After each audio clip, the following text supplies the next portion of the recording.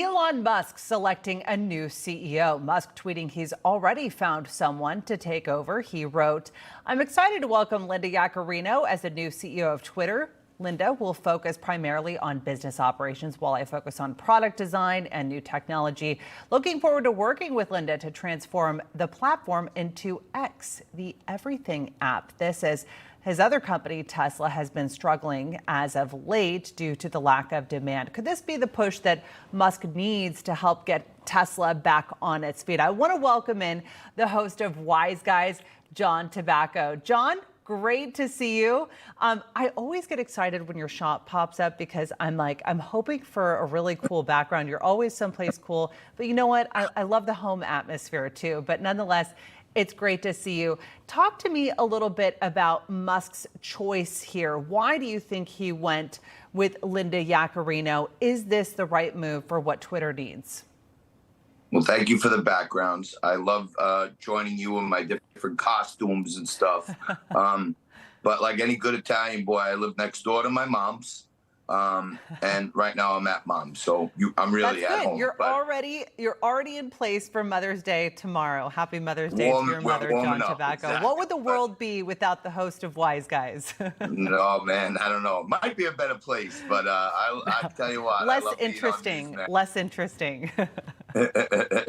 So, Kilmany, to your point, I'm a little skeptical myself personally. I was really enthusiastic when Elon Musk took over. I felt like he was restoring some sanity to the public square. He became actually a hero of a lot of people. And it's very hard for a billionaire to be a man of the people because a lot of people are jealous who wants to listen to him. But he actually captured the spirit of sane Americans and said, this guy's going to tell us the truth. And then he teamed up with Matt Taibbi and these other great reporters and exposed how the government was using Twitter as a tool. And now for him to step down and come in with someone like Yaccarino, she comes from NBC Universal. She's part of the Davos World Economic Forum crowd. I'm hopeful, but I'm nervous that we may be going backwards with this hire. And I love Elon Musk. I think he's too big to fail at this point. He does electric cars, he does rockets, he does the biggest social media platform. So I think Twitter will always be around, but I'm nervous when I see a NBC Uni person who just stereotypically, I guess, think that will lean left. And I hope they'll stay fair and pursue truth.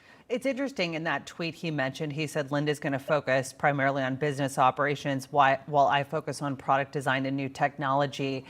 Even though she has the title of CEO, do you think he would give up a lot of that power and influence, still being the owner here? And I guess if he didn't, would that be something that necessarily Yaccarino would have wanted to sign on to?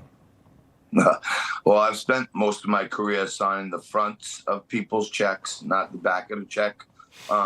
So even when you delegate authority to people, when you're the guy paying the bills and you're the guy who owns the whole company, I don't think it's going to get away from him.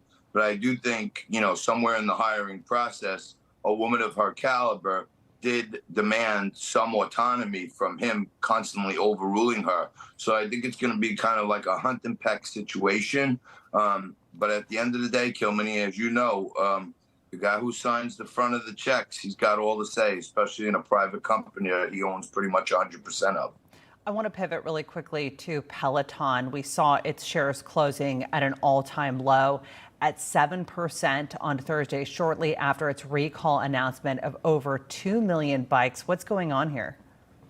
Well, look, to me, this is like a double whammy for Peloton. The Peloton sales and brand was skyrocketing through the pandemic because people were stuck home and, you're on the Peloton and, for the men, they're looking for an attractive trainer woman. The women are probably looking for an attractive trainer man.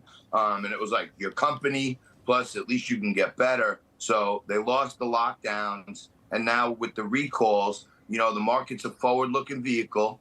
And it's looking forward saying, darn, their growth is going down now. And they're going to have a big liability out there they're going to have to pay. So people get scared in those situations, and Peloton's got a lot of work to do to get back to where it once was.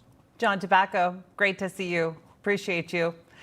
Be sure to Germany. Thank check you. out John's show, Wise Guys with John Tabacco, every Saturday night, at 10 p.m. right here on Newsmax.